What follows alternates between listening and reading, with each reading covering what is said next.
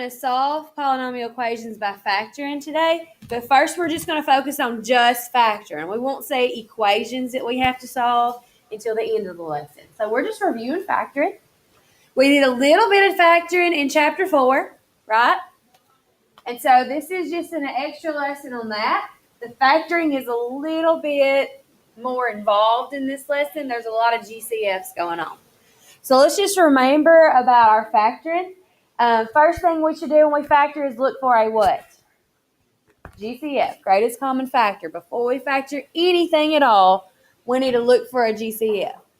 Then after that, if we have a binomial, we need to look to see if we have a difference of squares. If we have a trinomial, that's when we make tables. Y'all remember that? That's when we make tables if we have a trinomial. If we have 4 terms, we factor by grouping. So, and then after that, we make sure all of our terms are factored completely. So, make yourself a note somewhere to look for the GCF first. That will save you a lot of headache and heartache, especially in this section. Okay? Look for your GCF first. So, problem A says x to the third power plus 2x squared minus 15x. And we want to factor that trinomial all the way. Now, what do we look for first? A GCF. So, do we have something that's in common with all 3 terms? What is it? The x. They all have an x. So, the lowest x that we have between all 3 is just an x to the first power, right? So, they all have at least one x, so that is the GCF. So the first thing we're going to do is factor out the x. And what times x means x to the third? X squared. So we're just taking one x away from everything. So what times x is 2x squared? 2x. And what times x is negative 15x? Negative 15. And after that, we look at that trinomial on the inside. And trinomials, we make tables. Now, I'm going to make this table, but if you can do the table in your head and get it correct, I'm okay with that. So I need 2 numbers that multiply to get negative 15 that add to get 2. What are they?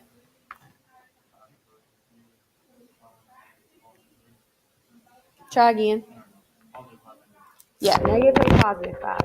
Because it needs to be a negative and a positive to multiply to be a negative. And since we're adding to be positive, the large one needs to be a positive. Okay? And this was the short way trinomial because the leading term is a 1. And we like those better. So our factors are x. Don't forget the GCF. And then we have the binomials. X minus 3 and then x plus 5. No, why'd I put a 4? It's 5. So these are my completely factored terms. Because none of those are difference of squares. Don't forget your GCF. Another thing with factoring, most of the time, what's my highest exponent?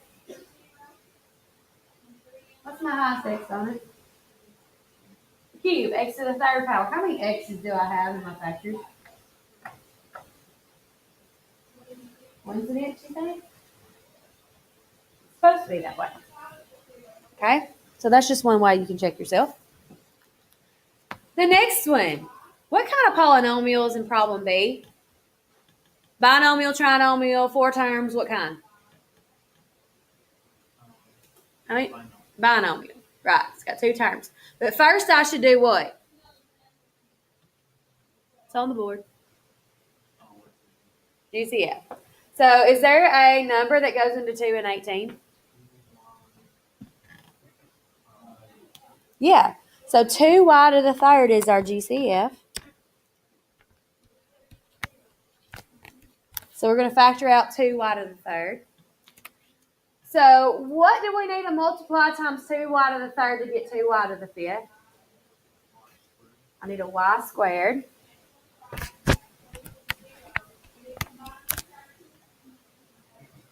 And what times 2y to the third is 18y to the third? 9. This is Algebra 1, y'all. So then we look at our factors, and look right here, we have a binomial y squared minus 9. What kind of special thing is that? Difference of squares. I owe you a Coke, by the way. Machine was down. So difference of squares. Make yourself two binomials. What multiplies to itself times itself to get y squared? Y squared. Y, put it in the front. What multiplies times itself to get 9? 3, put it in the back. And y'all remember what goes in the middle for difference of squares? One's a minus, one's a plus. So factoring completely means you factor it till it won't factor anymore. So we didn't stop with that y squared minus 9 because you should recognize that's a difference of squares. So any questions on that one? Binomial with a difference of squares. All right, what do we do first? Look for a GCF. So example C. Look at all three terms. Look at those numbers. What's the largest number that goes into 4, 16, and 16? 4, and the biggest n is n squared. Or the smallest n, sorry. So for your GCF, you want the largest number that goes into them and the smallest variable they have in common. So 4n squared. So what multiplies times 4n squared to get 4n to the 4th? Minus what times 4n squared is 16n to the 3rd? 4n. And what times n squared makes 16n squared? 4. All right, so then we have a trinomial, so we can make a table. I need two numbers that multiply to get 4 and add to get negative 4. Do y'all know what does that? Yes. So it's 4n squared, and then it's n minus 2 times n minus 2, or you can write it n minus 2 squared. And that's as far as that'll go because none of those are difference of squares. Any questions? Y'all, this is old stuff. You spent like a month of this stuff in Algebra 1. Unless you were in semester-long Algebra 1, then you spent a good couple of weeks.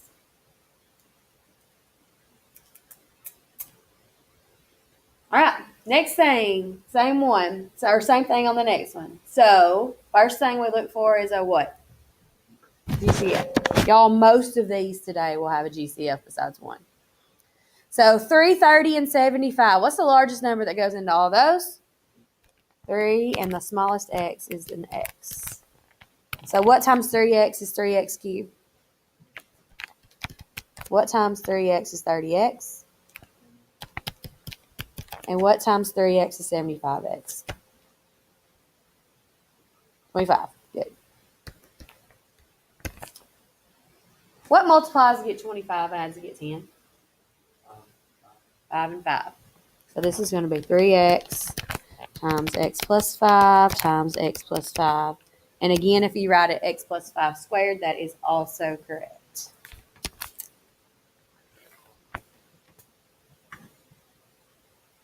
Questions so far?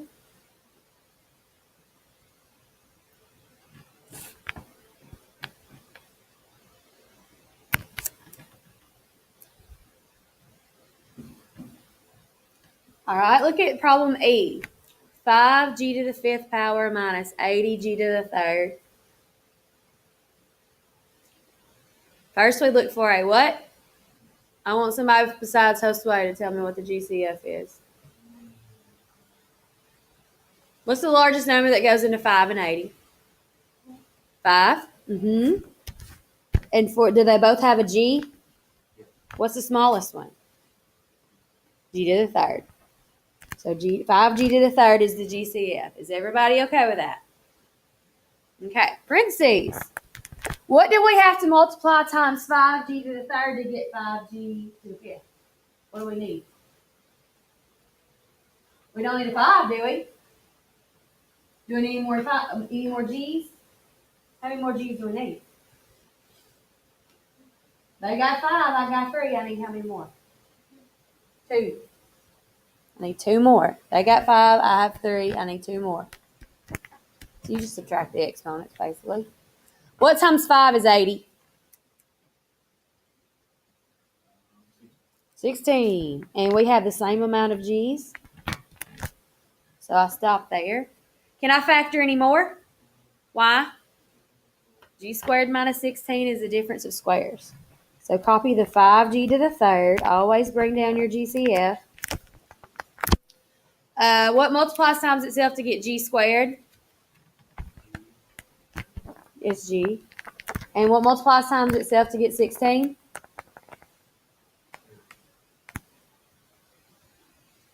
What's the square root of 16? 4. And 1 gets a plus, and 1 gets a minus.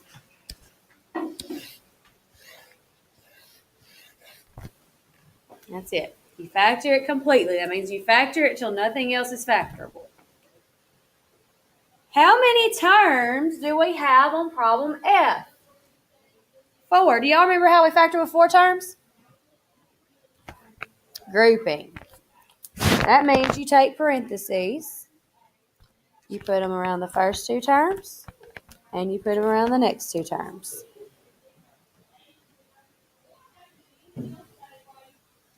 What is the GCF in the first 2? X squared. And what times x squared makes x to the third? Minus what times x squared is negative 3x squared? 3. Minus, what's the GCF in the next one?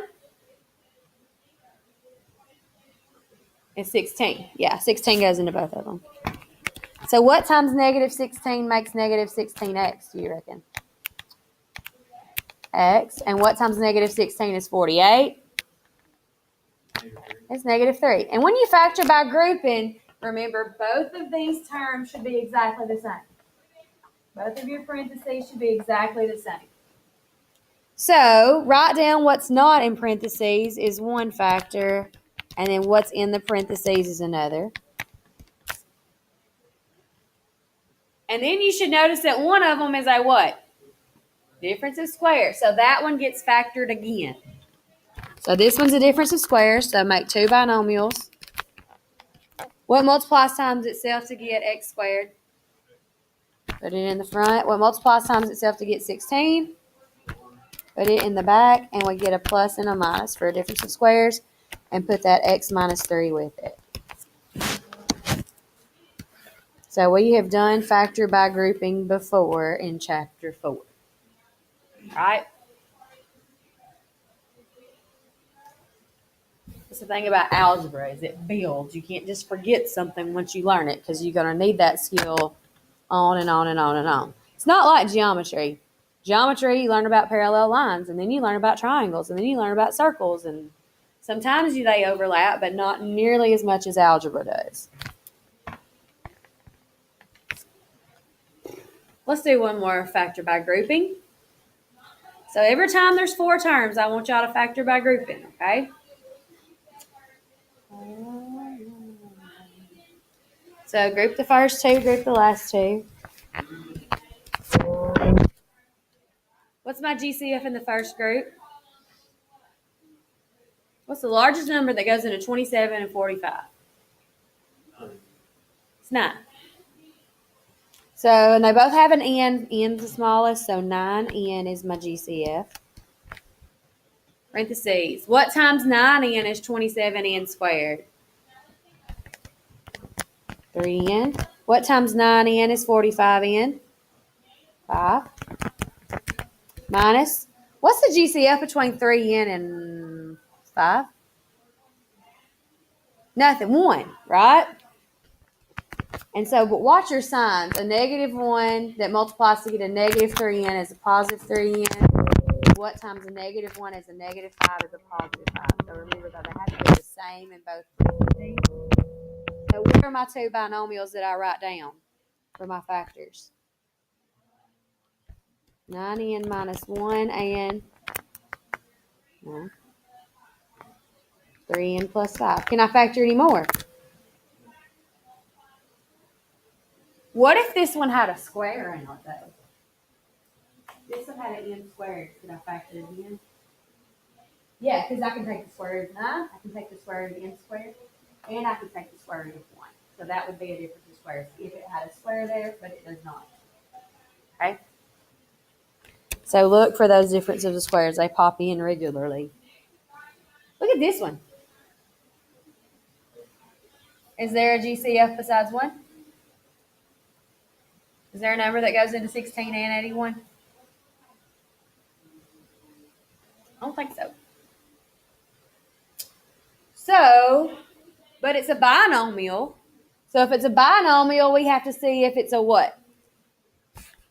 Difference of squares. Can I take the square root of everything? Yes. So it is a difference of squares. So make yourself 2 binomials. And what multiplies times itself to get 16x to the 4th? 4x squared. And what multiplies times itself to get 81? 9. And what goes in the middle of a difference of squares? Can I factor any more? Which one can factor again? Both of them? Is it a difference of squares if it's a sum? Okay. So this one's a plus sign, so it cannot be factored again because difference of squares is a difference means it has to have a subtraction. So that one will not change. But this other one I can factor again. So, because everything has a square root. So what multiplies times itself to get 4x squared? 2x, right? And what multiplies times itself to get 9? 3. And what goes in the middle? A plus and a minus. Any questions? All right, let's do one more, and it's a little bit different. Because look how high those exponent is. It goes all the way up to 8. So something different happens here. And then we're going to actually solve polynomial equations with them, which is when we get to the real Algebra 2 part of the lesson. So before I factor, what kind of polynomial is that? Trinomial, right? 3 terms. But before I factor it, I should first look for the what? GCF. Does it have one? What is the GCF? 2p squared. Very good. Parentheses. What times 2p squared makes 2p to the 8th? P to the 6th. Yeah, I need 6 more p's. Plus, what times 2p squared is 10p to the 5th? 5p to the 3rd. Good. Plus, what times 2p squared makes 12p squared? Just 6, because I got the same amount of p. Now, guys, I know the p's. We're used to having a square, then a p, and then a constant, right? But this time we have a 6th power, then a 3rd power, then a constant, okay? You still do the table the same way as long as it's up by the same amount. If this is double of this, then you're good. Are you with me? If this is double, if this times 2 equals this, the exponent, then you're good to go. Okay? So you make a table. We're going to multiply to get 6 and add to get 5. What 2 numbers do that? 2 and 3. And again, the leading term is a 1 because Miss Isbell picked all problems that did that today. You're welcome. The only difference is instead of writing p plus 2 and p times 3, we're going to write p to the 3rd plus 2 and p to the 3rd plus 2. So whatever the middle term's exponent is, that's what you need to write right there. Does that make sense? If it's bigger than square and a 1. Because if it's squared, this is a regular x right here, right? And that's what we put right there. So you just go down proportionally. And none of those are differences of squares, so that's your final answer. So any questions on factoring? We didn't do anything fancy. We did all the same factoring we've done before. GCF, difference of squares, factor by grouping, made our tables. Okay? So now we're actually going to solve and find real number solutions. Now, What numbers do you think are not real numbers? No, those are real numbers. We've done numbers before that are not real numbers. What were they called? Imaginary, right? Pretend numbers, right? Are not real. Yeah. That's why they're called imaginary, because they're not real. So, if we're looking for real numbers that we're talking about solutions that are not imaginary. Okay? So before we can solve an equation, we got to get it equal to 0. Okay? So how do you think we're going to get this equation equal to 0? Yeah, subtract the 18x to the third. And when we do this, we got to put them in decreasing order by the power. So do you think I'm going to put it in the front or in the middle or in the back? In the middle. You got to go highest to lowest exponent. So it's 3x to the fifth minus 18x to the third plus 15x. Now you're going to kind of ignore the equals 0. We're just going to let it tag along until we have it completely factored. All right? So we're going to factor it completely, and then we'll deal with the 0 later. So ignore the equals 0. GCF. What's my GCF? 3 what? X. So I take a 3x away from everything. Then I get x to the fourth minus 6x squared plus 15 equals 0. Right? No. No. What's 15 divided by 3? 5. Okay. Good. Thank you, guys. So then we can make a table with that. Multiplies to get 5 and adds to get negative 6. What does that?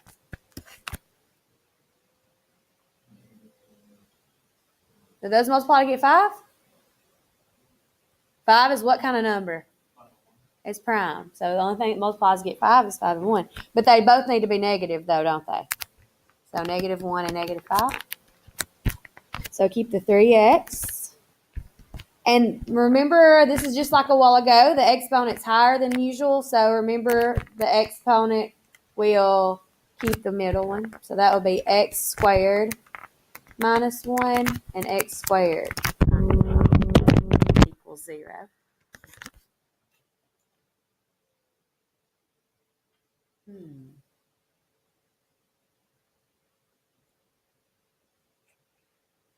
I could do something here to simplify this a little bit more. Do y'all know what that is? What? Right. X squared minus 1 is a difference of squares. So that's 3x, and that makes x plus 1 and x minus 1.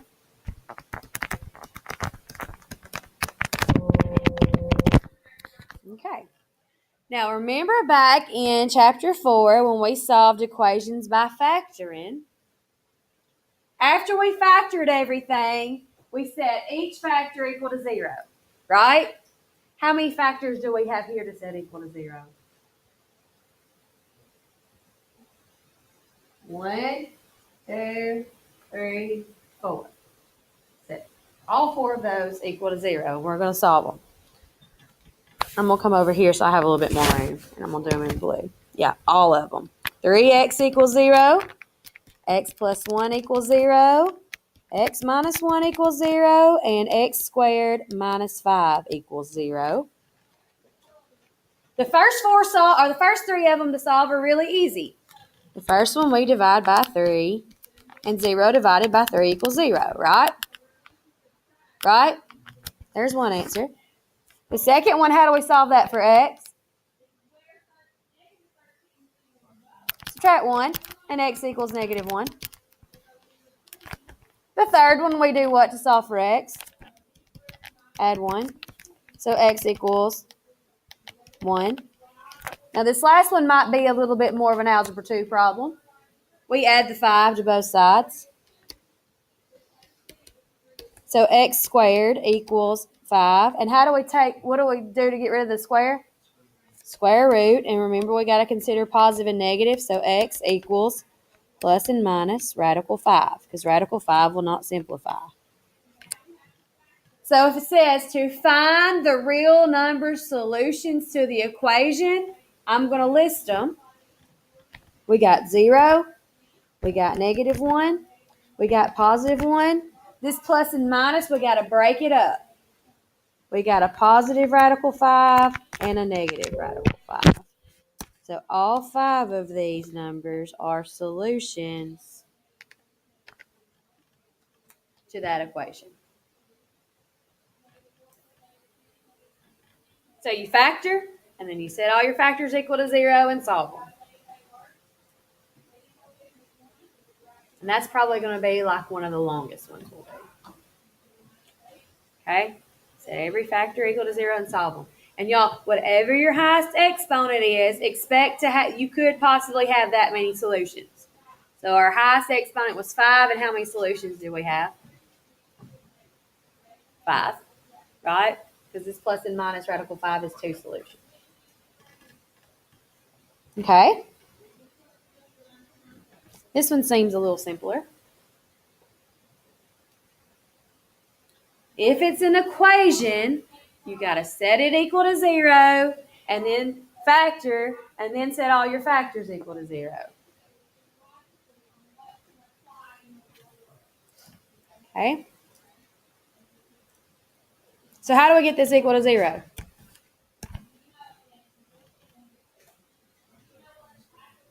Right. Always move everything to the highest exponent. Do not move your highest exponent. Move everything to the highest exponent.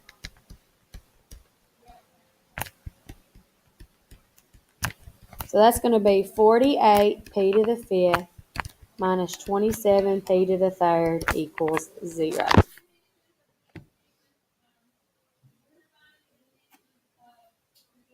What's the largest number that goes into 48 and 27? 3. Yeah, it is.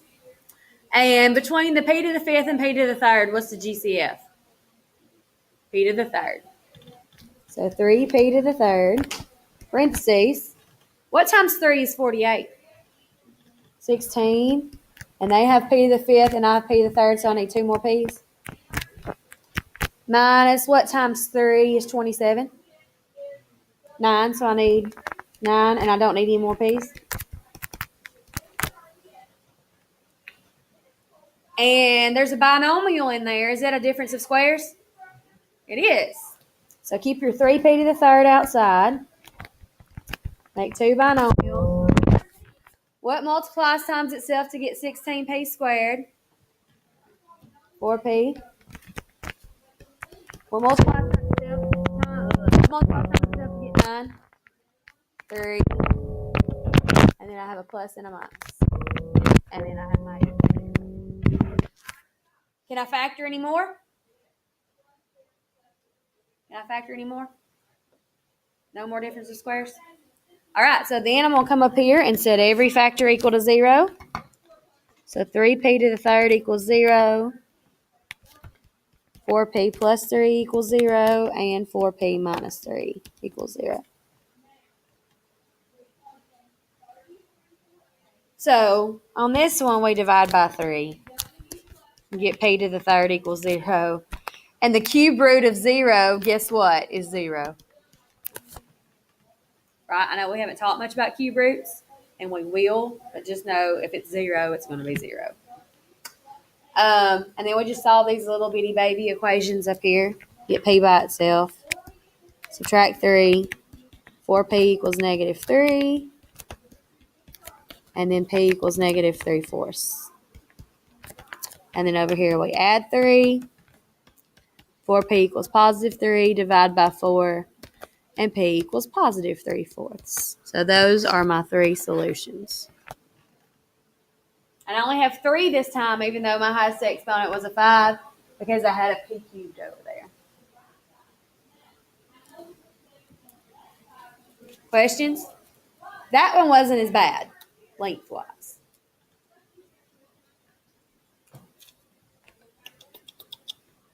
Actually, we have one more to do, and then it's practice time. Promise you guys. Promise. One more than it's practice. But I want y'all to participate, okay? That's how I know if we get it or not.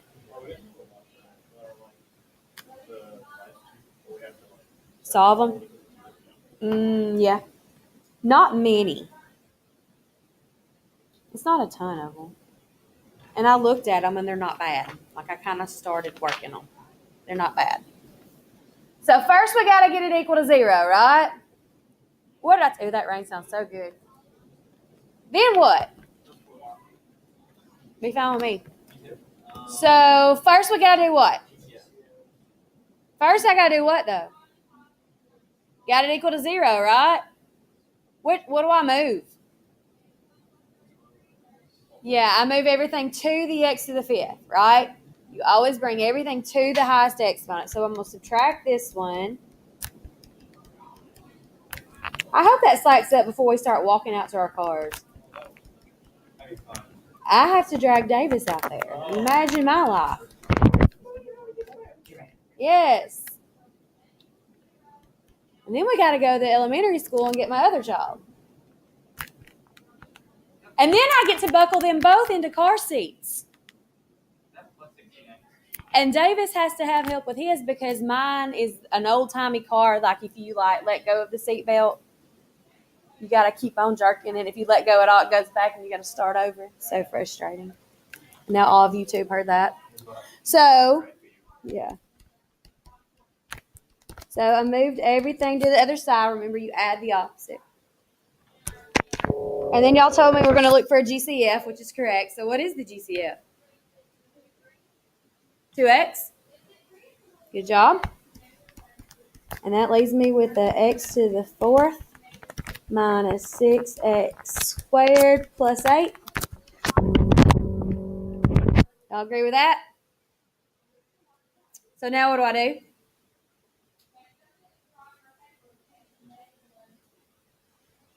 What do I do now? 3 terms. Make a table. I need 2 numbers that will multiply to get a positive 8, but they will add to get a negative 6. You're close. They're both negative, right? Well, that's going to cause you to miss it, though. A negative times a negative is a positive, and a negative plus a negative is a negative. So that works. So remember you go by the middle exponent when you do that. So that's going to be x squared minus 4 and x squared minus 2. 0. Can I factor any more? Yeah, x squared minus 4 is a difference of squares. So do that.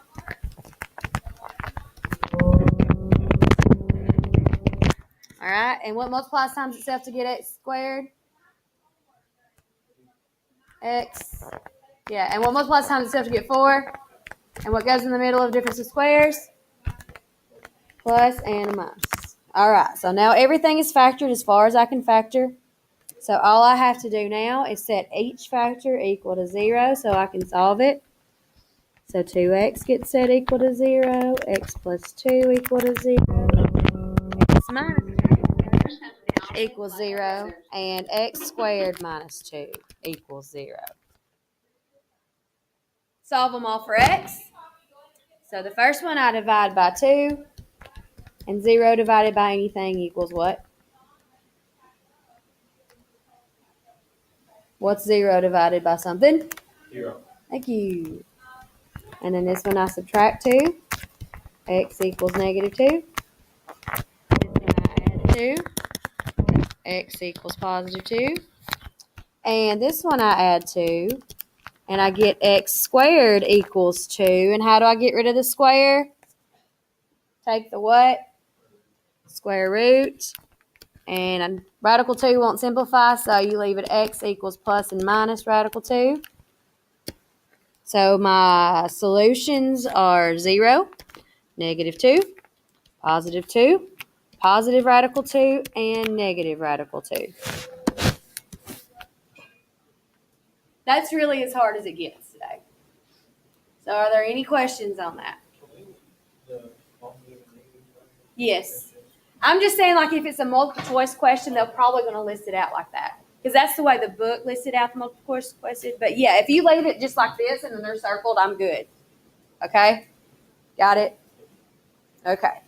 So we're going to stop right here. And that's the end of the lesson.